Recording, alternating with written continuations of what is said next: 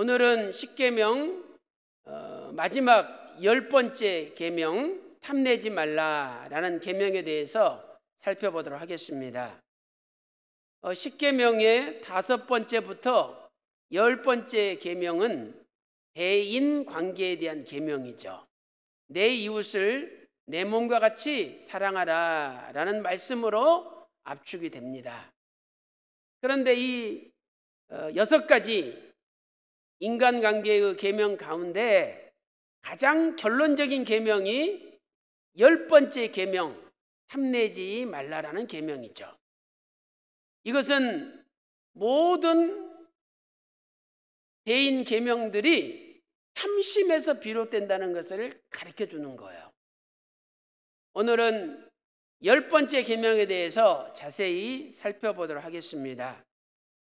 큰 첫 번째로 제10계명의 해석이죠. 10번째 계명은 출애굽기 20장 17절과 신명기 5장 21절에 기록되어 있죠. 두 군데 기록되어 있습니다. 출애굽기 20장 17절 말씀 보니까 내 이웃의 집을 탐내지 말지니라 이렇게 시작되죠.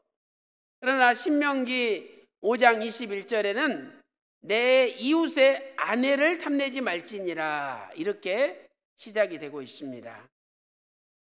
첫 번째로 탐내지 말라는 뜻이 무엇일까요? 탐내지 말라. 출애굽기 20장 17절에 탐내지 말라. 이 탐내다는 단어는 히브리어로 하마드라는 단어입니다. 하마드. 이것은 갈망하다, 열망하다 이런 뜻이죠. 다시 말해서 외부에 있는 어떤 물건을 보고 감정의 충동을 일으켜서 탐내는 행위죠. 외부에 있는 어떤 물건을 보고 감정이 충동을 일으켜요. 그래가지고 탐을 내는 것을 하마드라고 합니다. 반면에 신명기 5장 21절에 탐내지 말지니라 이 단어는 히브리어로 아바라는 단어입니다. 이 아바는 마음이 기울어지다 이런 뜻이죠. 다시 말해서 마음속에 있는 욕망 때문에 생기는 탐심이죠. 마음속에 있는 욕망 때문에 생기는 탐심입니다. 그러므로 하마드는 외적인 탐심을 하지 말라는 거죠. 그 다음에 아바는 내적인 탐심을 하지 말라는 거죠. 하나님께서는 이 두 가지를 번갈아 사용하심으로써 우리 인간들로 하여금 외적인 탐심도 금지시키시고 내적인 탐심까지도 금지시켰다는 것을 알 수가 있습니다. 우리는 뭐 남의 물건 손 안 대면 되지, 내가 건들지 않으면 되지 그러면서 마음속으로는 100번도 훔치고 마음속으로는 100번도 건드립니다. 그러면서 죄를 짓지 않았다고 생각을 해요. 그러나 오늘 십계명의 진정한 의미는 밖으로 죄를 짓지 않았다 할지라도 마음으로 탐심을 가지고 있는 것도 역시 죄라고 말씀을 하고 있는 겁니다. 특별히 둘 다 하마드나 아바나 둘 다 히브리 원문을 보면 미완료형으로 사용되고 있죠. 이것은 무슨 뜻입니까? 계속적으로 탐내서는 안 된다는 거죠. 밖으로나 안으로나 계속적으로 탐내서는 안 된다라고 말씀하고 있습니다. 그 이유가 무엇입니까? 내적인 탐심이라 할지라도 계속적으로 그 탐심을 없애지 않는다면 언젠가는 그것이 외적인 행동으로 연결되기 때문에 안 된다는 거죠. 일대지 두 번째로 탐내지 말아야 하는 대상은 무엇입니까? 출애굽기 20장 17절을 기준으로 볼 때 4가지를 탐내지 말라라고 말씀하고 있죠. 첫 번째로 이웃의 집을 탐내지 말라. 두 번째는 이웃의 아내를 탐내지 말라. 세 번째는 이웃의 남종이나 이웃의 여종을 탐내지 말라 말씀하셨습니다. 네 번째는 이웃의 소나 나귀, 무릇 내 이웃의 소유를 탐내지 말라. 소나 나귀뿐만 아니라 이웃의 모든 소유를 탐내지 말라라고 말씀하셨습니다. 제10계명에서 금지하는 내용을 자세히 보면은 이미 제7계명과 8계명에서 금지시킨 거예요. 제7계명과 8계명이 행동을 금지했다면 제10계명은 그 행동을 일으키는 근본적인 마음과 의식까지도 금지시킨 것이죠. 우리는 제10계명을 통하여 하나님께서 우리의 마음과 의식까지도 전적으로 하나님을 사랑하고 하나님의 말씀으로 채워져서 완전한 마음과 완전한 의식으로 바꾸어지기를 원하신다는 것을 알 수가 있습니다. 큰 두 번째로 제10계명의 세부 율법과 복음적인 확대입니다. 먼저 세부 율법은 신명기 25장 5절부터 신명기 26장 15절까지 기록되어 있죠. 신명기 25장 5절부터 26장 15절까지 좀 더 세부적으로 10번째 계명을 확대하여 말씀하고 있습니다. 또한 제10계명의 복음적인 확대는 무엇입니까? 어떻게 예수님께서 10계명을 복음적으로 확대시켰습니까? 그 말씀이 누가복음 12장 15절 말씀이죠. 예수님께서 누가복음 12장 15절에서 삼가 모든 탐심을 물리치라 이렇게 명령하셨습니다. 삼가 모든 탐심을 물리치라. 어떤 사람이 재산 상속 문제로 예수님을 찾아왔죠. 선생님, 내 형이 유산을 혼자 가져가려고 그러는데 선생님이 명하여 좀 나누도록 해 주십시오. 그때 예수님께서 누가복음 12장 14절에서 이렇게 말씀하셨습니다. 야, 이 사람아, 누가 나를 너희의 재판장이나 물건 나누는 자로 세웠느냐? 내가 너희들 물건이나 나눠주려고 이 땅에 온 줄 아느냐? 책망하셨어요. 그러시면서 15절에 삼가 모든 탐심을 물리쳐라. 아까 10계명은 4가지를 탐심을 하지 말라고 금지했잖아요. 그런데 예수님은 삼가 모든 탐심을 물리쳐라 이렇게 확대시킨 거죠. 오늘 하나님께서 우리에게 허락하신 것이 있고 허락하지 않은 게 있잖아요. 그 허락하지 않은 것은 아예 쳐다보지도 말아야 돼요. 그런데 우리는 하나님께서 허락하지 않는 것을 기웃기웃하잖아요. 그게 바로 죄라는 거예요. 세 번째로 물리치라. 헬라어 필라소라는 단어죠. 필라소.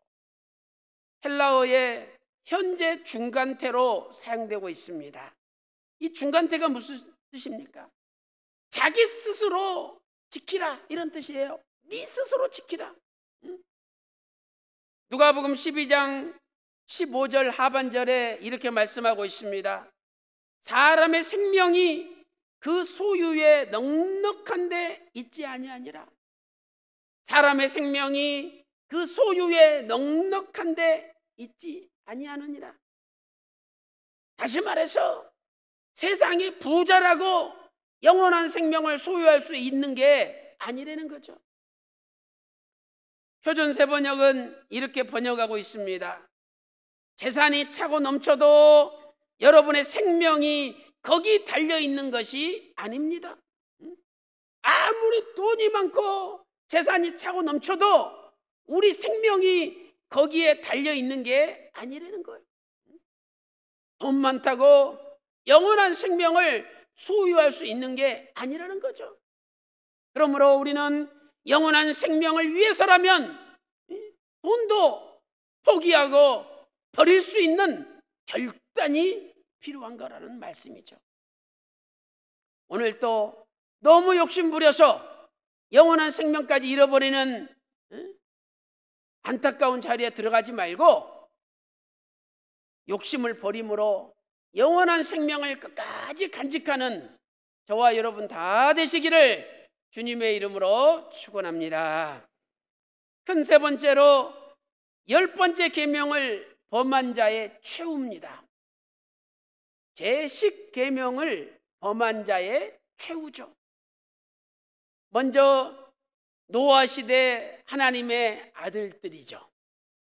창세기 6장 2절 말씀 보니까 하나님의 아들들이 사람의 딸들의 아름다움을 보고 자기들의 좋아하는 모든 자로 아내를 삼은지라. 여기 아내라는 말이 히브리어로 복수형이잖아요. 아니, 아내는 한 명이지 무슨 아내가 여러 명입니까? 그런데 하나님의 아들들이 자기들의 좋아하는 아름다운 자로 여러 명을 아내 삼았다는 거예요. 이것은 하나님이 정해놓으신 분량을 넘어선 겁니다. 바로 그것이 탐욕이고 탐심이고 죄라는 거죠. 성적인 타락과 성적인 욕망은 하나님의 심판을 불러 일으켰던 것이죠. 하나님께서 노아 시대를 심판하신 것처럼 분명히 이 타락한 세상도 심판할 때가 임박하였음을 우리는 깨달아야 됩니다. 두 번째로 나봇의 포도원을 탐한 아방이죠. 나봇의 포도원을 탐한 아방이 있었습니다. 아방은 북이스라엘의 바알 숭배에 앞장섰던 극악한 왕이었습니다. 나봇이 조상으로부터 유업으로 받은 포도원을 탐냈죠. 그래서 거짓 증인들을 내세워가지고 나봇을 돌로 쳐서 죽였습니다. 그리고 그의 포도원을 강제로 빼앗았습니다. 그때 하나님께서는 엘리야 선지자를 통해서 열왕기상 21장 19절에서 나봇이 피를 흘린 곳에서 개들이 네 피도 핥으리라 이렇게 예언을 하였습니다. 이 예언대로 아방은 길러 라못 전투에 변장하고 나갔지만 우연히 쏜 화살이 갑옷 솔기 사이, 갑옷과 갑옷의 이은 사이에 싹 하필 박혀가지고 피를 흘리고 비참하게 죽었어요. 그리고 개들이 그 피를 핥음으로 말미암아 하나님의 말씀대로 이루어졌습니다. 열왕기상 22장 34절부터 38절에 말씀하고 있습니다. 세 번째로 하나님께 바친 것을 탐내어 도둑질한 아간이 있습니다. 아간은 여리고성을 점령한 다음에 세 가지를 훔쳤죠. 외투 한 벌, 은 200세겔, 그리고 금 50세겔 중을 훔쳤습니다. 여호수아 7장 21절에 말씀하고 있죠. 그 결과 아간 그의 모든 속한 가족들, 심지어 그의 모든 속한 재산까지도 다 돌에 맞아 돌무더기가 되고 불에 태움을 당했습니다. 여호수아 7장 24절부터 26절에 말씀하고 있죠. 네 번째는 물질의 종이 되어서 예수님까지 팔아넘긴 가룟 유다가 있습니다. 가룟 유다는 예수님의 돈깨를 맡았는데 거기서 얼마씩 몰래 훔쳐갔다라고 요한복음 12장 6절에 말씀하고 있습니다. 가룟 유다는 마침내 예수님을 은 30에 팔아넘기고 나중에 마음에 가책이 되어서 목매달아서 자살했습니다. 그런데 그 끈까지 가룟 유다가 못 바치고 있다고 끊어져 가지고 곤두박질해서 떨어졌어요. 배가 터지면서 창자가 다 튀어나와 가지고 죽었다라고 사도행전 1장 16절부터 18절에 말씀하고 있습니다. 이처럼 탐심을 범한 자의 최후는 너무도 비참한 심판으로 끝났다는 것을 알 수가 있습니다. 그래서 예수님께서 탐심의 종착점이 영원한 생명을 잃어버릴 수도 있다라고 경고하셨던 것이죠. 오늘 이 말씀을 명심하고 저와 여러분은 탐심을 버림으로 영원한 생명 잃어버리지 않고 끝까지 붙잡는 역사가 있기를 주님의 이름으로 축원합니다. 큰 네 번째로 제10계명의 구속사적인 교훈입니다. 구속사적인 교훈이죠. 첫 번째로 제10계명과 에덴 동산에 대해서 살펴보도록 하겠습니다. 아담과 하와는 에덴 동산에서 마치 제10계명을 범하는 것과 똑같은 죄를 범했습니다. 창세기 2장 17절에 선악을 알게 하는 나무 실과를 먹지 말라, 먹으면 정령 죽으리라 말씀하셨죠. 그런데 선악을 알게 하는 나무 실과를 보니까 보암직하고 먹음직하고 지혜롭게 할 만큼 탐스러웠다라고 3장 6절에 말씀하고 있습니다. 여기 보암직하다, 히브리어 아바라는 단어예요. 아바. 아까 아바라는 단어를 찾아봤죠. 이 아바는요, 내적인 욕심을 가리킬 때 쓰는 단어입니다. 또한 탐스럽다, 히브리어 하마드. 우리 아까 공부했죠. 하마드는 외적인 탐심을 나타내는 단어다. 그러므로 선악과를 따먹는 순간에 탐하지 말라는 하나님의 십계명을 범한 겁니다. 오늘날 우리도 아담과 하와를 타락시킨 원죄의 뿌리가 탐심에 있다는 사실을 정확하게 깨달아야 됩니다. 탐심을 버리지 못한다면 우리도 아담과 하와처럼 하나님이 금지한 말씀을 순종하지 못하고 타락할 수 있다는 것을 가르쳐주고 있는 거죠. 두 번째로 예수님 시대와 십계명에 대해서 살펴보도록 하겠습니다. 예수님 당시에 종교 지도자들도 10번째 계명을 범했습니다. 종교 지도자들, 특별히 바리새인들은 돈을 좋아했죠. 누가복음 16장 14절 말씀 보니까 바리새인들은 돈을 좋아하는지라. 심지어 과부의 얼마 남지 않은 가산을 다 삼켜버렸어요. 과부들한테 찾아가서 내가 이 문제 해결시켜 주마, 이건 내가 도와주마, 살살 꼬셔가지고 그 남아있는 과부의 재산도 다 뺏어간 거죠. 마가복음 12장 40절과 누가복음 20장 47절에서 말씀하고 있습니다.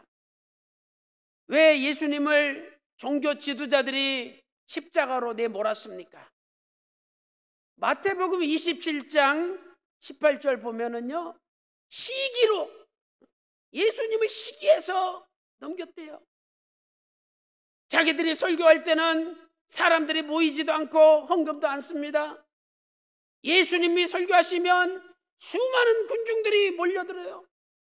그래서 야, 저거 내버려 두면 안 되겠다. 그 시기로 예수님을 넘겼대요. 이 시기란 말은 헬라어로 푸도노스라는 단어죠. 푸도노스. 이것은 시샘이라는 뜻. 시샘, 질투. 그 근저에 욕망, 탐욕이 자리 잡고 있는 것입니다. 탐욕이 결국 예수님을 십자가로 내몰고 말았다고 성경은 말씀하고 있습니다. 사랑하는 성도 여러분, 오늘 저와 여러분도 나의 극심한 시기와 탐욕이 하나님의 뜻을 가로막고 있지는 않는지 점검해 봐야 될 줄로 믿습니다. 결론적으로 오늘날에도 제10계명을 범하는 자들이 있습니다. 오늘날 누가 제10계명을 범하는 자들이냐? 지족하지 않고 자족하지 않는 자들이죠. 지족하지 않고 자족하지 않는 자들이에요. 지족하고 자족하면 욕심이 없잖아요. 그런데 지족하거나 자족하지 않는 사람은 욕심이 가득 차 있어요. 그러니 자기도 모르게 10번째 계명을 범하고 있는 거죠. 첫 번째로 지족이 무엇입니까? 디모데전서 6장 6절 보니까 지족하는 마음이 있으면 경건이 큰 이익이 되느니라. 아무리 경건해도 지족하지 않는 사람은 경건이 유익이 안 된대요. 여기 지족이라는 단어는 헬라어로 아우타르케이아라는 단어죠. 아우타르케이아. 이것은 아우토스라는 단어와 아르케오라는 단어가 합성된 겁니다. 아우토스는 자기 자신이라는 뜻이에요. 아르케오는 만족하다는 뜻이죠. 그러므로 지족이 뭡니까? 자기 스스로 만족하는 거죠. 자기 스스로 충분히 만족하는 거예요. 이어서 디모데전서 6장 6절 이어서 6장 7절 8절에 뭐라고 말씀하고 있습니까? 지족의 모습이 뭔지 가르쳐주고 있죠. 우리가 세상에 아무것도 가지고 온 것이 없음에 아무것도 가지고 가지 못하리니, 우리는 남 욕하지 않습니까? 뭐 저 사람 어쩌다고 막 욕해요.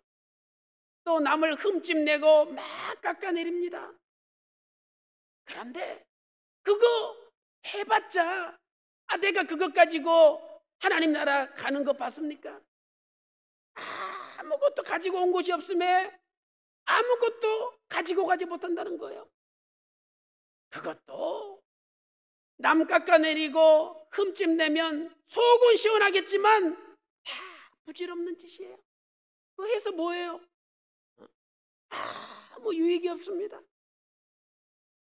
8절에 우리가 먹을 것과 입을 것이 있은즉 족한 줄로 알 것이니라. 그래서 내가 입을 옷이 있고 오늘 또 누룽지라도 먹을 것을 먹었으니 참 감사하다, 참 만족하다, 이런 분이 지족하는 분이라는 거예요. 우리는 끝없는 욕망 속에 살아갑니다.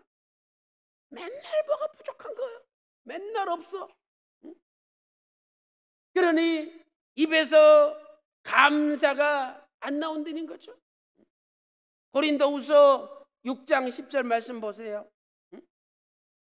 아무것도 없는 자 같으나 모든 것을 가진 자로다. 야, 사도 바울 보세요. 고린도후서 6장 10절에 자기는 아무것도 없대.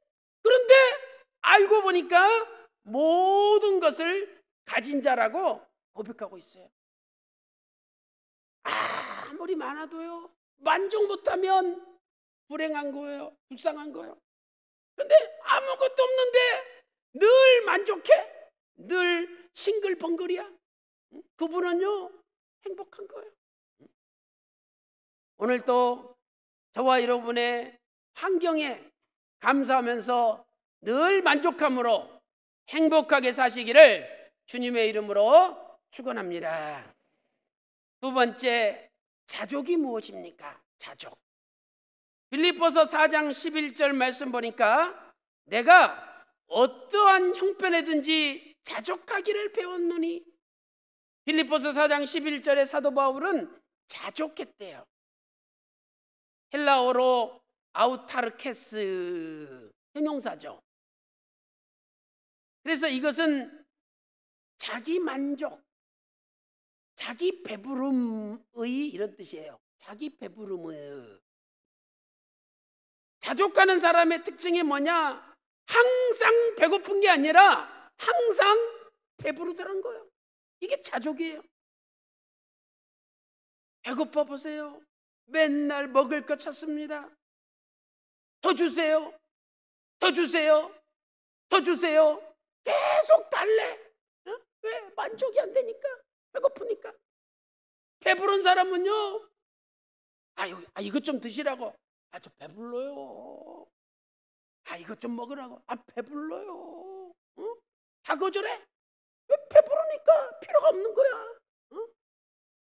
그러니까 늘 배고픈 사람은 맨날 가질라 그래요. 그런데 배부른 사람은 안 가질라 그래. 지금 내가 배 터져 살겠는데 필요 없다 이 말이지. 그러니까 우리도 늘 배부르게 살라는 거. 배부르게. 사도 바울은 자족하기를 배웠는데 그러면서 12절에 모든 일에 내가 배부르며 그랬어요. 자족이 뭐냐? 모든 일에 배부르다는 거예요. 모든 일에 배불러. 만족한 거죠. 야, 배부르다. 만족한 거잖아요. 만족이 만족해. 야고보서 1장 15절에 욕심이 잉태한 즉 죄를 낳고 죄가 장성한 즉 사망을 낳느니라, 이렇게 말씀하고 있습니다. 계시록 2장 7절에도 이기는 그 사람에게 생명나무의 과실을 주어 먹게 하리라 약속하고 있습니다. 이기는 사람은 탐욕을 버리는 사람입니다. 탐욕을 버리지 못하는 사람이 어찌 이기는 사람이 될 수 있겠습니까?